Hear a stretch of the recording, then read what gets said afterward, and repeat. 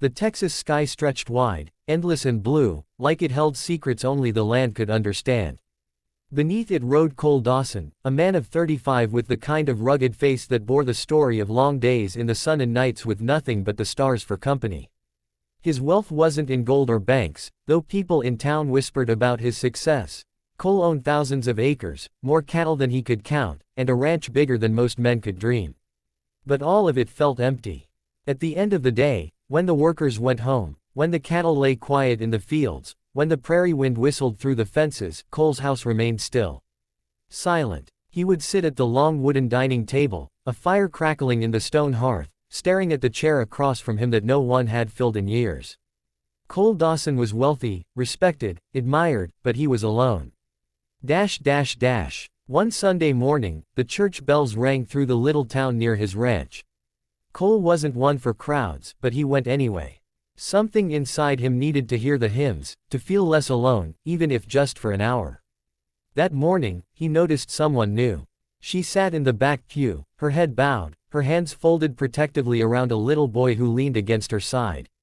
She wore a plain blue dress, her dark hair tied neatly, though a few strands escaped to frame her tired but gentle face. When she lifted her eyes, Cole felt something stir in his chest.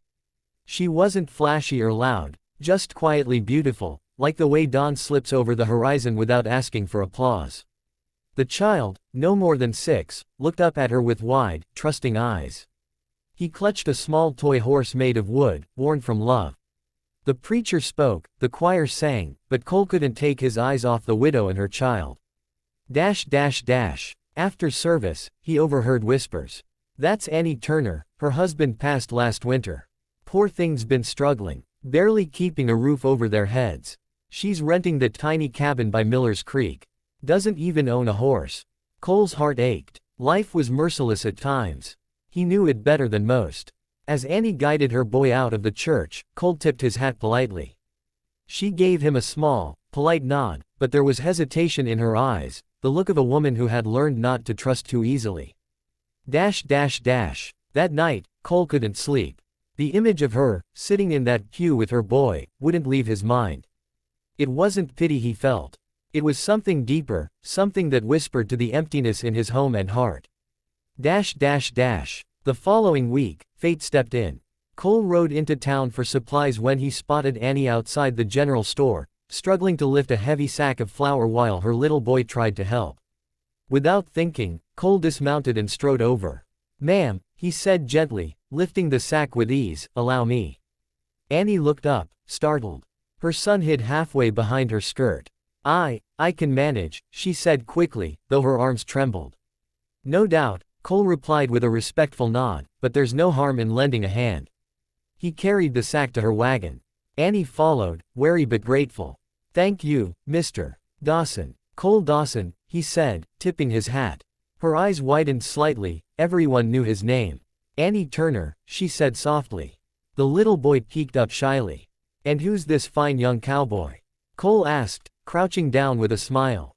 "Tommy," the boy whispered, holding the wooden horse tighter. "Well, Tommy," Cole said warmly, "that's a fine steed you've got there. Looks like he's carried you through a lot of adventures." For the first time, the boy smiled. And Annie's guarded expression softened just a little. That night, Cole sat by his fire. Again, staring at the empty chair across from him. But this time, he imagined Annie's quiet strength filling it. He imagined Tommy's laughter echoing through the halls.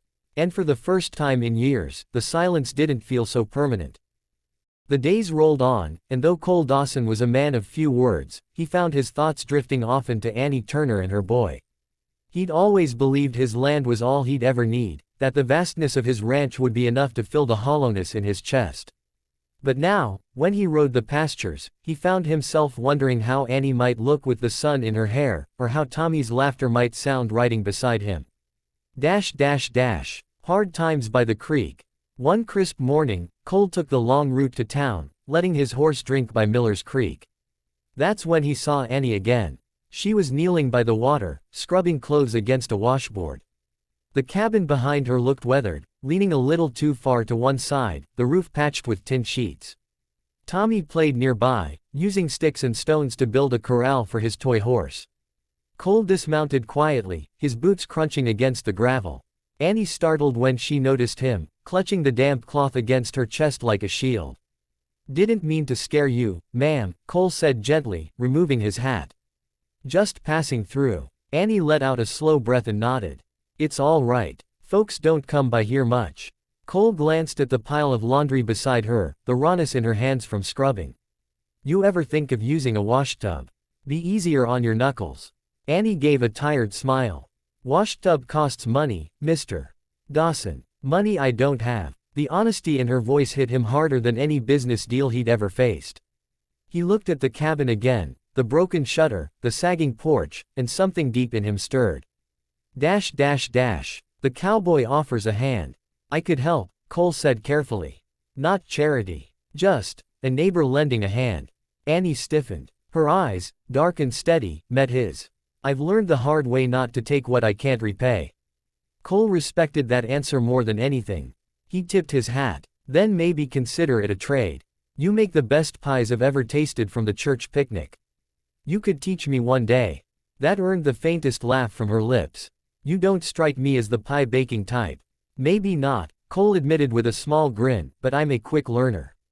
Something shifted in Annie's face then, not trust, not yet, but the beginning of it. A boy's smile. Tommy ran up just then, his cheeks flushed. "Mama, look, I built a ranch." He pointed proudly to his circle of stones. Cole knelt down beside him, studying the little corral. "Well now, that's mighty fine work. Every cowboy starts small. Bet you'd run cattle better than most men I know." Tommy beamed, the kind of smile only a child can give, the kind that melts away walls. Annie's hand went to her heart as she watched her boy, and for the first time, she didn't look so guarded with Cole. A new routine. In the days that followed, Cole found reasons to ride by Miller's Creek. Sometimes he brought flour, sugar, or a fresh cut of beef from his ranch. Other times, he simply sat on the porch with Annie, talking about simple things, the weather, the land, the way life could be cruel and kind in the same breath. He never pushed, never forced his presence. He just showed up steady, like the sunrise. For Tommy, it was as if Cole had always been there. The boy began waiting for him, waving excitedly whenever Cole's horse appeared on the trail. Soon, Cole was teaching him how to sit in a saddle, how to hold the reins, how to listen to the rhythm of a horse's hooves. One evening, after Tommy fell asleep by the fire, Annie whispered, "He hasn't smiled this much since his father passed." Cole swallowed the lump in his throat. "A boy deserves laughter, ma'am. Especially one as brave as Tommy." Her eyes glistened with quiet gratitude, though she quickly looked away. Loneliness meets hope. That night, back at his ranch, Cole sat at the long dining table again. But this time, he didn't see emptiness across from him. He saw Annie's soft gaze, the way her lips curved when Tommy laughed. And he realized something he hadn't dared admit to himself before: maybe wealth wasn't measured in cattle or land. Maybe it was in the warmth of a boy's trust, the strength of a woman who had lost everything but still carried on. Cole Dawson, the lonely cowboy with everything money could buy, was beginning to discover the one thing he'd never known he needed: a family. The weeks rolled into months, and soon it felt natural. Cole Dawson at Annie's little cabin by Miller's Creek, Tommy chasing chickens while Cole helped mend fences, Annie baking bread while her soft laughter carried through the yard. The townsfolk noticed, of course. Whispers followed Cole wherever he went. The richest man in 3 counties spending his time with a widow. He could have any woman he wants, why her? But Cole never cared for gossip. His boots were firmly planted where his heart wanted to be, beside Annie and Tommy. A cowboy's gift. One afternoon, as the sun dipped golden over the horizon, Cole arrived with something tied behind his horse. Annie stepped out onto the porch, her brows knitting when she saw the small, chestnut pony pawing at the dirt. "Mr. Dawson." "Cole," he corrected softly. "Cole, what is this?" she asked, her eyes wide. Before he could answer, Tommy came barreling out, his little face lighting up. "Mama, a horse. Is it for me?" Cole crouched down beside the boy. "Every cowboy needs a first horse. She's gentle, trained, and she'll carry you safe. But only if your mama says yes." Tommy turned pleading eyes to Annie. She froze, torn between her pride and her son's joy. I can't accept this, she whispered. It's too much. Cole's voice softened. It ain't charity, Annie. It's a chance for a boy to feel free. I reckon every child deserves that. Her eyes locked with his, and for the first time, she didn't argue. Slowly, she nodded. Tommy whooped with delight, throwing his arms around Cole's neck. Cole hugged him back, his throat tightening at the pure trust of a child who had begun to see him as more than a neighbor, almost like a father. Walls and fears. That night, Annie stood at the porch, arms wrapped around herself as the stars blinked above. Cole lingered nearby, watching her in the quiet. You didn't have to do that, she said softly. I know. You're making it hard, Cole. Hard. She turned to him, eyes shining with unshed tears. Hard to remember that you're not mine. That nothing lasts. My husband, he promised forever too, and then, her voice broke. Cole's chest ached. He took off his hat, holding it against his chest. Annie, I ain't here to replace what you lost. I'm here because you and that boy make this world feel like it's got a reason again. I don't expect anything back. Her breath hitched, and for a moment, he thought she might cry. Instead, she whispered, you make me afraid. Of what? Of wanting something I might lose again.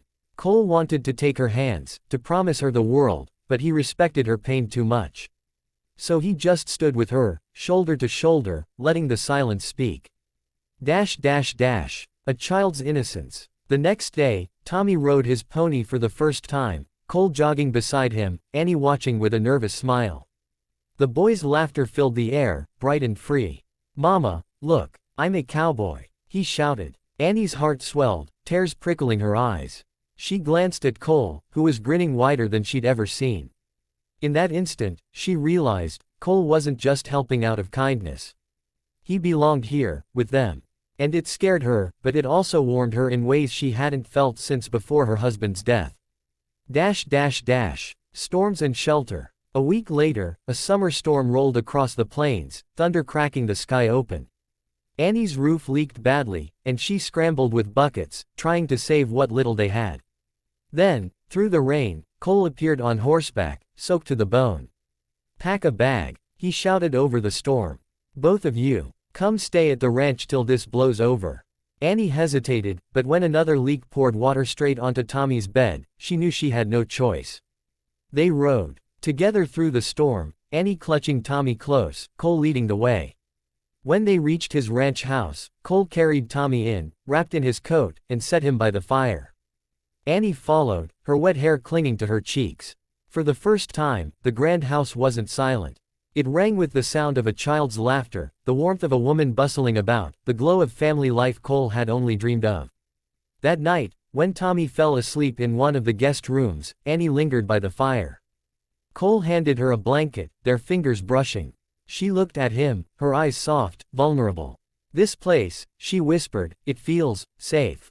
Cole's voice was husky, low. Then stay. Not just tonight. Stay as long as you want. Her lips parted, but no words came. She only wrapped the blanket tighter, her silence not a rejection, but a confession of how much she wanted to say yes.